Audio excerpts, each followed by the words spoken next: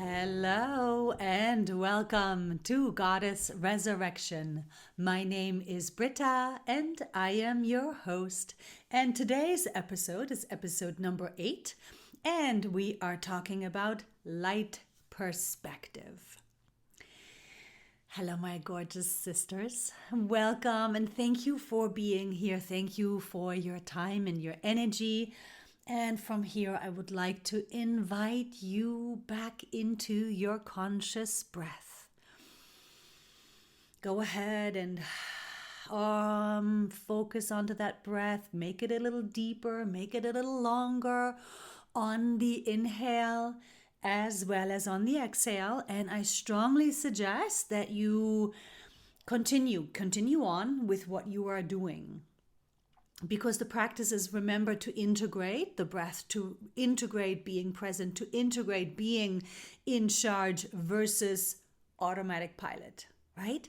So go ahead and keep your eyes open and breathe through the nose, through the mouth, however it is comfortable and however it fits the current moment. Remember, also, we always adjust the breath to the doing. I am breathing consciously all the time and also right now as I am speaking with you. I am simply adjusting my breath to this doing of speaking. But it doesn't take me away from breathing consciously. On the contrary, it brings me more fully into the conscious breath. Because it is the breath that keeps me connected to my feminine energy and my light. Because it is through the light, through my goddess, that I am here to speak with you. So go ahead and enjoy the breath, which will also enable you to listen more fully and more deeply. Continuing on with exactly what it is that you were doing. Integrating it all, because you as the goddess have the power to be so present, so aware of everything within yourself as the light, as well as all of the energies around you of life, and to work with it very consciously. Right? You are so powerful and you're just relearning, you're just remembering how to do it all because you have been conditioned by the masculine energy, with the masculine energy for millennia. So as you are breathing, I want to give a client example. She is a lovely, lovely, lovely goddess, sister goddess, and very much on the path, very much on the path of her healing, very much on the path of her light embodiment. And of course, that is the goddess work. Yes? Yes. So she was explaining to me an example of what had happened to her at work. I want to give a little bit of a backstory. So she is working a regular day job, 9 to 5, and her passion and something that I feel she's moving into more and more fully is actually being an artist. She's a painter. She is extremely passionate about her work, her art, painting, and what she does because of her healing, because of her light embodiment work, she's raising her vibration, right? And so the work that she's providing, the art, the paintings are fueled with her light frequency. And because of this heightened and raised light frequency, her work by people who are sensitive has been noticed for just that. And this is also the intention with which she creates these pieces of work. So she has clients giving compliments and giving testimonies to her that say, having your art on my wall was my saving grace during COVID, for example.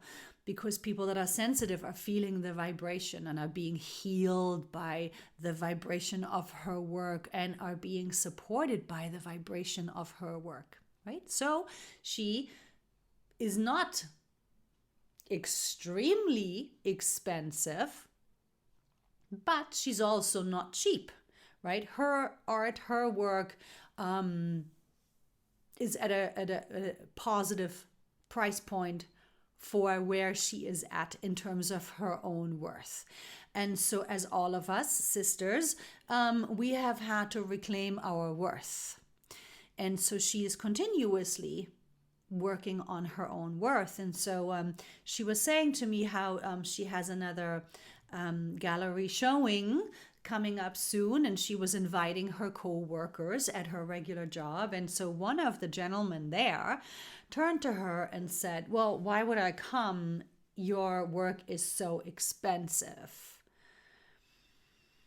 And so this is when she, in her old patterning from her old lens and old masculine energy of the lack, of the limitation, heard you're too expensive, which immediately triggered her in her own self lacking of, am I too expensive? Am I? What do I say? So she felt triggered, right? She felt that maybe he's right. Maybe I am too expensive. Do I need to adjust my prices? Right? So she immediately started doubting herself. And now what we worked on in this session was, of course, her recognizing that it was only a trigger.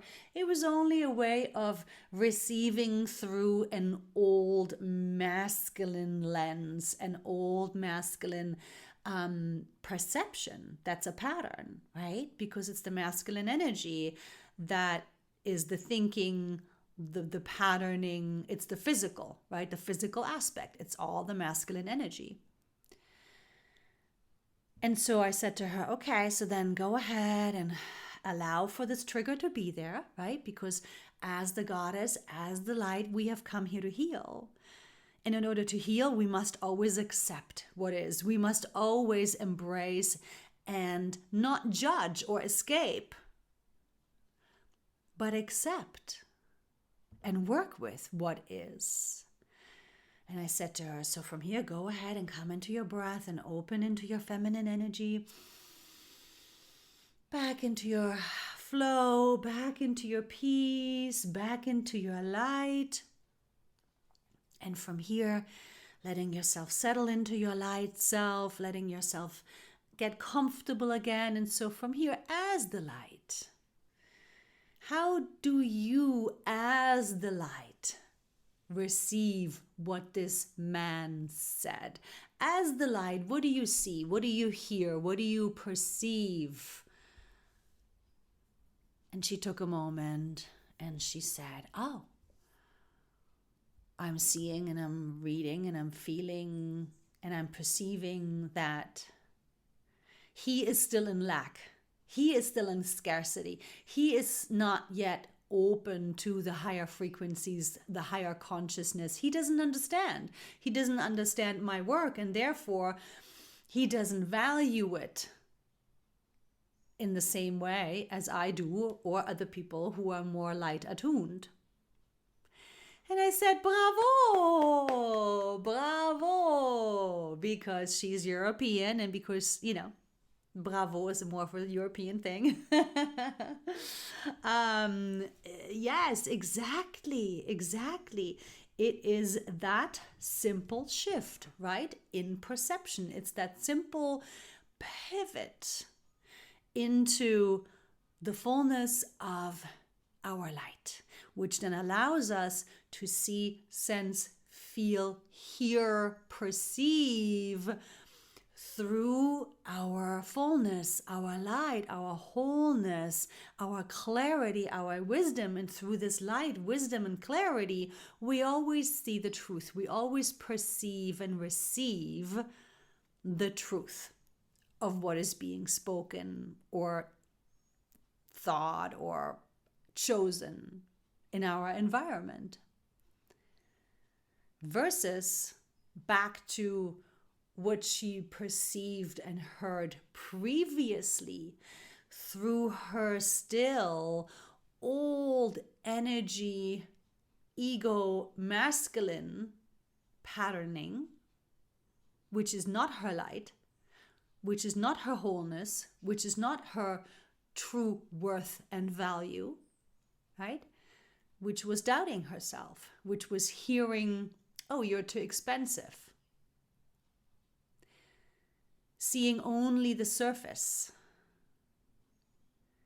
Seeing only what this man said in words versus pivoting back over to the light, her light self, seeing and reading energy and hearing and feeling the energy and the truth of the depth of the layering of what was said.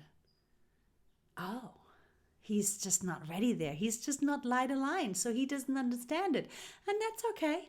Not everybody is ready. Not everybody is light aligned. Not everybody is in their light consciousness. Not everybody is there, right? So you can see the light, truth, self does not take it personal, did not take it personal, but with what this man said.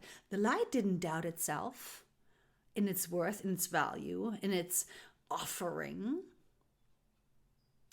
right? On the contrary, the light saw very clearly how, oh yeah, well, that's just where he's at, and that's okay. So with compassion, with understanding, with wisdom, nothing needed to be personalized. It was simply an okay, yeah, right? It's acceptance, because light is love, and it's always accepting, and it's always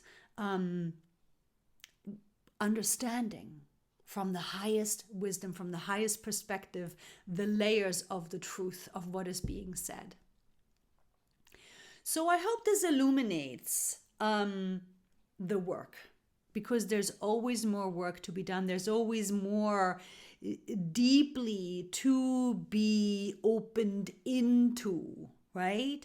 Because we deepen and we deepen and we deepen through our own layers of still masculine patterning through which we receive and hear and experience and, of course, judge, right? Because the masculine energy is subject to the ego.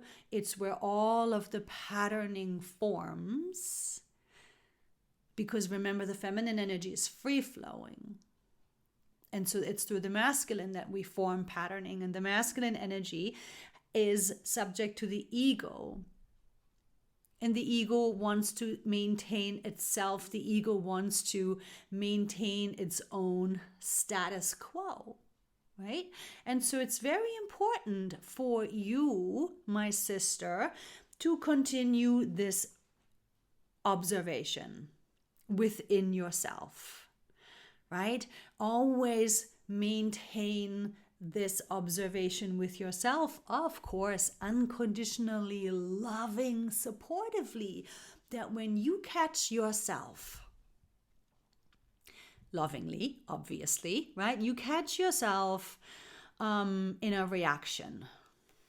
So it could be a trigger, it could be a physical sensation, it could be, old voices or stories popping back up, right? The old ego perception, old beliefs, old trauma responses even. So in my client's case, it was that she would doubt herself and her own worth, right? And how much she was asking for her art. And so all of us have different ways in which we doubt ourselves. We all have different layers and different patterning in and around our own worth and how we judge ourselves, or how hard we are on ourselves, or how defensive we are, right? Defensive to what was being said and then having a reaction or getting aggressive or perhaps shutting down, right? We all have different ways, but it's all the same. It's all victim. Right? It's all fear-based. It's all the old patterning of this is happening to you, and there's a reaction that's in the past either been shutting down or defending and attacking. Yes? So this is the fight, flight, freeze. The 3 F's that the ego produces, fight, flight, or freeze, are pretty much at the core of all of these old reaction patterns. And then, of course, these old reaction patterns, we have to now recognize, we have to now catch them. We have to always be in self-observation to make sure, okay, yeah, this is my old way of reacting. Okay, yep, this is my old way of judging myself. Oh, yep, this is my old way of doubting myself. Yep, this is my old way of believing the judgment that I'm not worth it, right? This is my old way of wanting to be right and attack and defend. Or this is my old way of shutting down and freezing and playing small and not doing anything, right? So we all have different ways, and that's okay. But it's all the same thing again. It's the old lack patterning. The victim, this is happening to me, so I have to react to protect myself. And this needs to be recognized. This needs to be now worked with. Because remember, everything happens for you. Everything happens for you. You have to learn to trust your process. You have to learn to trust this school format. You have to learn to trust the light and work with the light as the light. This is your personal work. This is your personal practice that you want to get to and be present to and with every day. I am in constant self-observation. I have a personal practice all the time. I'm never not without a personal practice. And it's little by little. Slow and steady wins the race. Water wearing down a rock. That will do the true work. Right? Because these changes that we are working with on a daily basis, yes, they are subtle, and yes, they may not be visible to you right away. But they happen, and they happen over time, and they will be solid, and they will stick, and they will raise your vibration, right? So it's very, very, very important to stay in this self-observation and to understand that the practice, the ultimate practice here is in, yes, self-observation, yes, recognize, catch your old victim patterns, your old ego perspectives, your old reaction patterns to the thought, to the physical sensation. So a reaction pattern, of course, could be either aggression, right? Shutting down, freezing. But then further, if it was a big trigger, in order to escape the discomfort, in order to escape the upset, in order to escape the shame or self-judgment, sometimes we even take it into further action, right? The reaction pattern can be drinking or drugging or shopping or eating, right? Or overscheduling. So we have to not only pay attention to what is the initial trigger within, but then also how do we act it out? And all of this needs to be unraveled. And the way to unravel it is, of course, through the feminine energy. My dear sisters, the masculine energy cannot heal the masculine energy. Okay? Your old ways of reacting, of shutting down, or fighting, or freezing, or acting it out cannot be changed by the thinking about it, by the acting on it. Because these are energetic patterns. And so energetic patterns can only be healed and unraveled and opened by your feminine energy. This is why even the thought, oh, well, what do I do instead? Well, what do I do instead? Well, what do I say to him? Well, what should I say to him? It just stays a mental concept. It just stays an ego-based patterning. We don't want to keep it there. We don't want to reinforce it. We don't want to shift it slightly. No. We want to free ourselves completely. And the only way that you can heal and unravel and transform a masculine pattern is by going into the feminine energy. And how do we get into the feminine energy? Through the use of your breath. So, coming into the breath after the observation of the trigger, of the discomfort. So again, my client example. So she felt triggered by what her colleague said. Yes. And then here's the ultimate way it would have happened, right? So she notices herself feeling triggered, questioning herself, that she might be too expensive.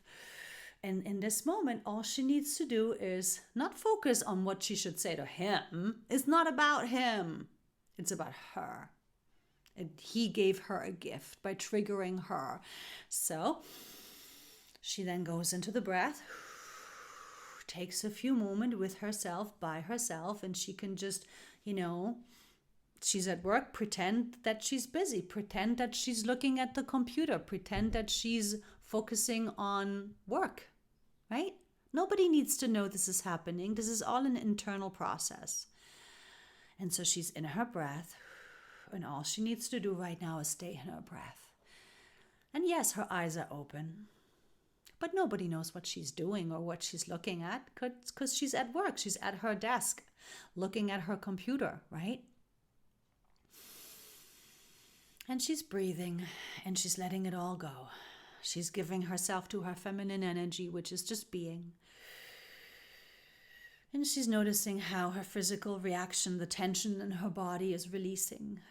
And she's noticing how the breath is calming the thoughts, the reaction, patterning of her thoughts that want to defend and find something to say, questioning herself. And so they're all dissolving slowly but surely because she is maintaining herself in her breath, because it's most important in this moment as the feminine energy is now dissolving, cooling, calming the emotions that may have arisen from this experience, such as panic, such as anxiety, such as stress, such as urgency, such as overwhelm, such as maybe some amount of shame because of the self-judgment and the lacking and the doubting of self, right? That usually brings up some shame, some contraction within the body. And so letting it all unravel